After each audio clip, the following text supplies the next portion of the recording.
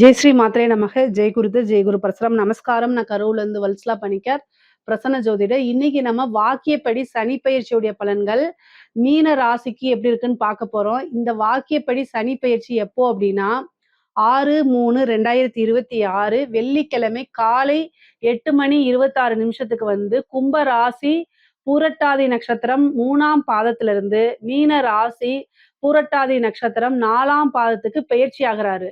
சரிங்களா? இப்போ இந்த சனி வந்து உங்க ராசிக்கு தான் வராரு. மீன ராசிக்கு, ஜென்ம ராசிக்கு வராரு. அப்போ உங்களுக்கு இவ்வளோ நாளா இந்த 7:30 சனியில வந்து விரயச்சனி முடிஞ்சு இப்ப ஜென்ம சனிக்கு வராரு. சரிங்களா?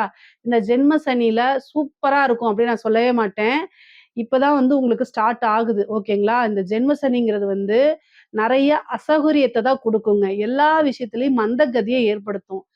நீங்க போடக்கூடிய முயற்சிகள் எல்லாமே வந்து என்னவா மாறும் அப்படின்னா, ரொம்ப இழுபறியா இழுத்து தடைகள அதிகமா குடுத்து தாமதத்த பண்ணி குடுக்கும்.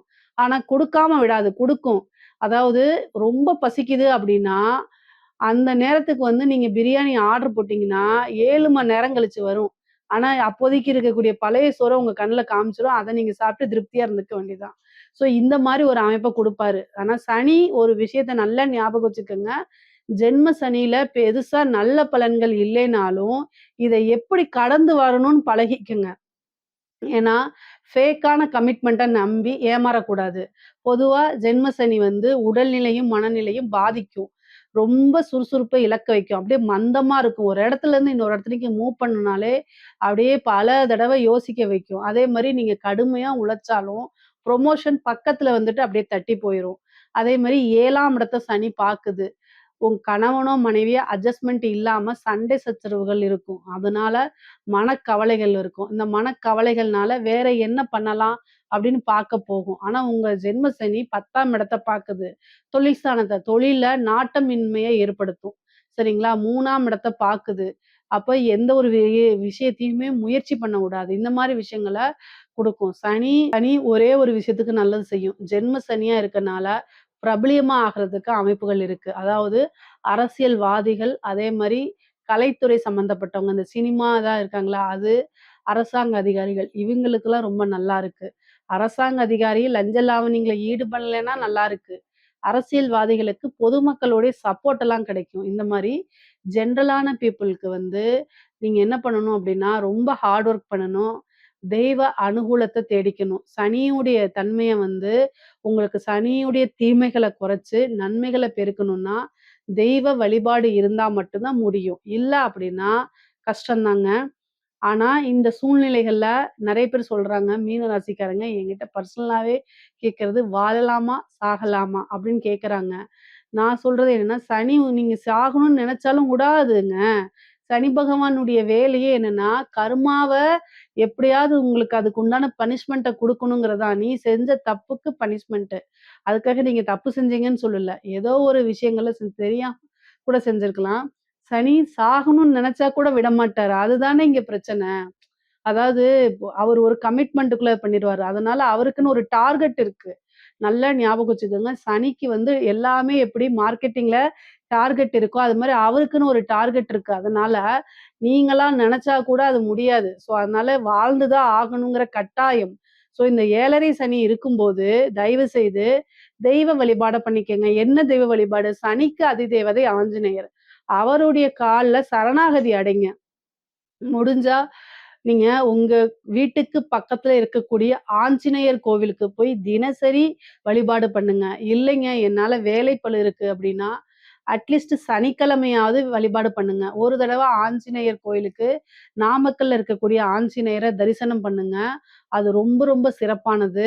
இந்த ஆஞ்சநேயர வழிபாடு பண்ணுனா பல துன்பங்கள்ல இருந்து விடுதலை கிடைக்குது. முக்கியமா 7:30 சனியிலருந்து.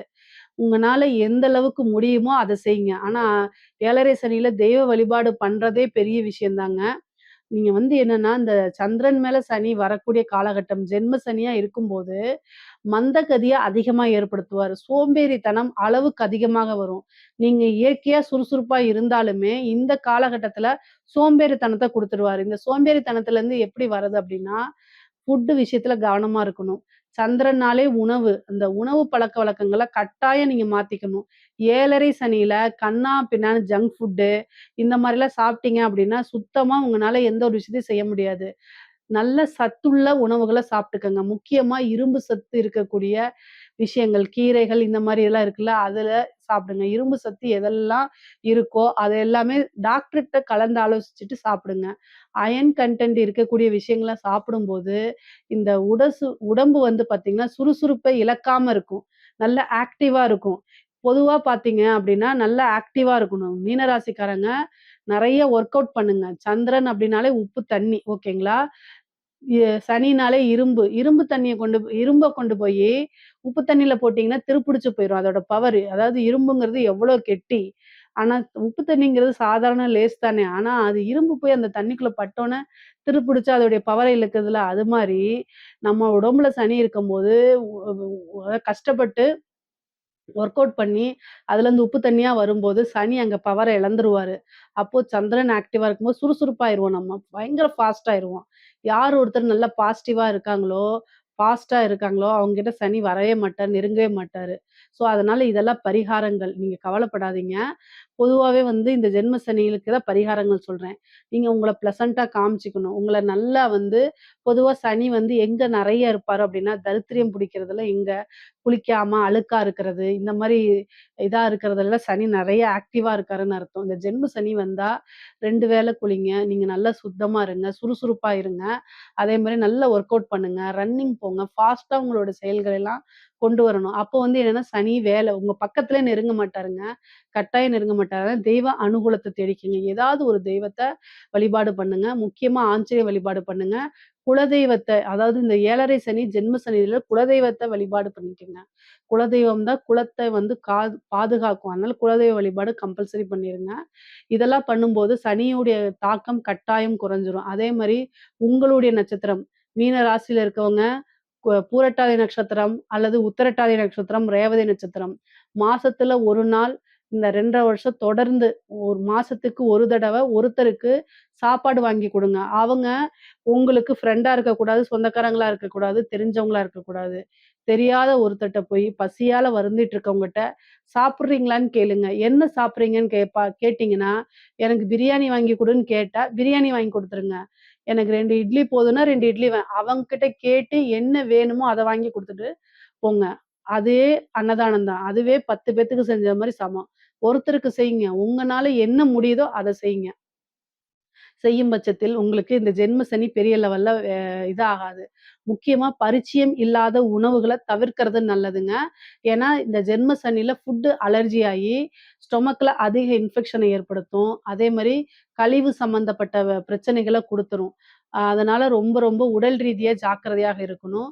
உடம்பும், மனசும் சுத்தமா இருக்கணும். நெறைய பாசிட்டிவா எல்லா விஷயங்களையும் அப்ரோச் பண்ணும்போது 7:30 சனி சத்தியமா வேலை செய்யாதுங்க.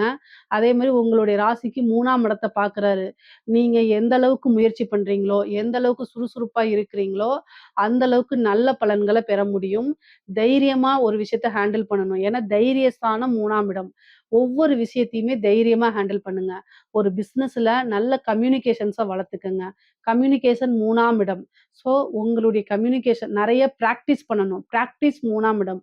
ஸோ உங்களோட விஷயங்கள்ல எல்லாத்துலயும் நீங்க சக்சஸா இருக்கணும் அப்டின்னா, ஒரு விஷயத்த தைரியமா ஹேண்டில் பண்ணணும். தைரியமா பிராக்டிஸ் பண்ணணும். ஒரு தடவைக்கு நெறைய தடவ பிராக்டிஸ் பண்ணிட்டே இருக்கணும். அத நீங்க பிரசன்ட் பண்ணும்போது, நல்லா அழகா பிரசன்ட் பண்ணுங்க. சக்சஸ் ஆயிருவீங்க. பிசினஸ பொறுத்தவரைக்கும் நல்ல லெவல்ல டெவலப் ஆக முடியும். நான் சொன்ன சிம்பிளான வாழ்க்கை நடைமுறைகள ஃபாலோ பண்ணீங்கனாலே, நீங்க பிசினஸ்ல எந்தவித தடையும் உங்களுக்கு ஏற்படுத்தி குடுக்காது. ஒரு தடவ ஃபெயிலியர் ஆயிடுச்சுன்னா, அத பாசிட்டிவா அப்ரோச் பண்ணுங்க. சனி உங்கள மனச கஷ்டப்படுத்தி, சஞ்சலத்த ஏற்படுத்துவாரு. அதுக்கெல்லாம் நீங்க ஆளாகக்கூடாது. நல்லா மெடிடேஷன் பண்ணி, மைண்ட நல்லா ஸ்ட்ராங்கா வச்சுக்கணும். இங்க பாருங்க சனி, எனக்கு தெய்வம் துணை இருக்கு. நான் பாசிட்டிவா இருக்கேன். நீங்களா, நானான்னு பார்த்துக்கலாம். ஏன்னா, சனி பின்னாடி யாரும் இல்ல. சனி, சனியுடைய கர்மா தான் இருக்காரு. நம்மளுடைய கர்மா தான் இருக்கு. ஆனா, நமக்கு பின்னாடி தெய்வம் இருக்குன்னு நம்பணும். ஓகேங்களா? தெய்வத்துக்கு முன்னாடி எல்லா விஷயங்களும் சாதாரணமா போகும். சனி அவருடைய வேலை செய்வாருன்னா, நம்ம போய் சாமி கும்பிடணும்னு அவசியம் இல்ல. இத்தன கோயில் எதுக்கு? ஜோசியர் எதுக்கு? அதனால தெய்வ வழிபாடு பண்ணுங்க.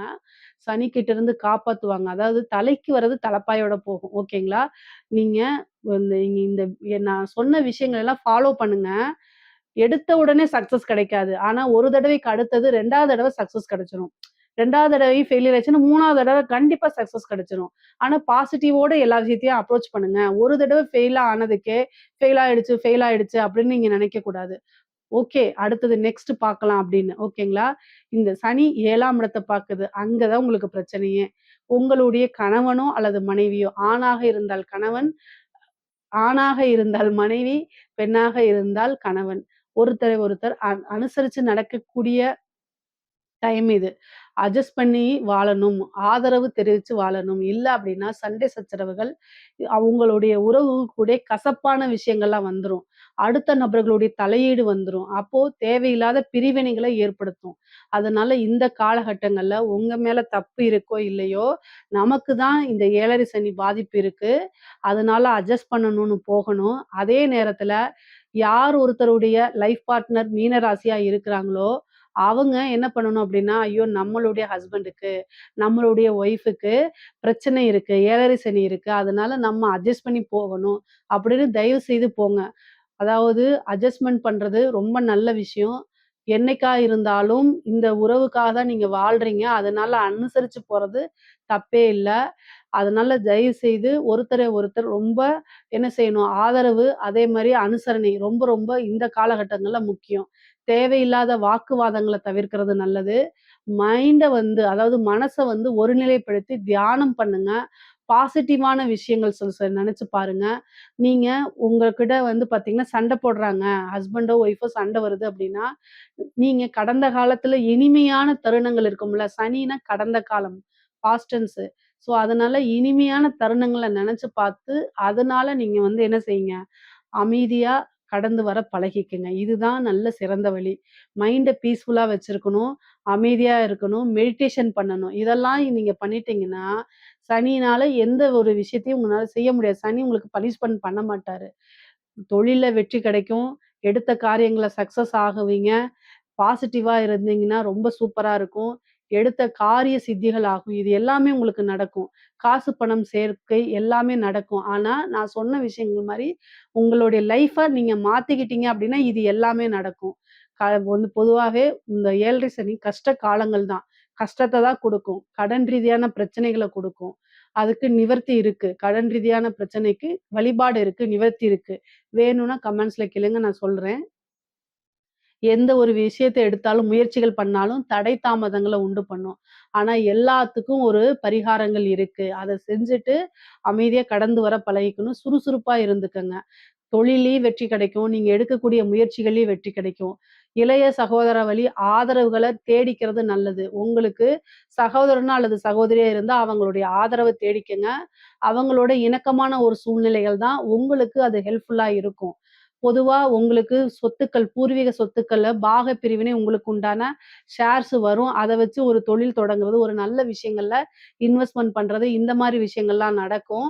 பொதுவாவே ஜென்ம சனிகள்ல வந்து ஒரு விஷயம் தோத்து அடுத்த விஷயம் சக்சஸ் ஆகும். அத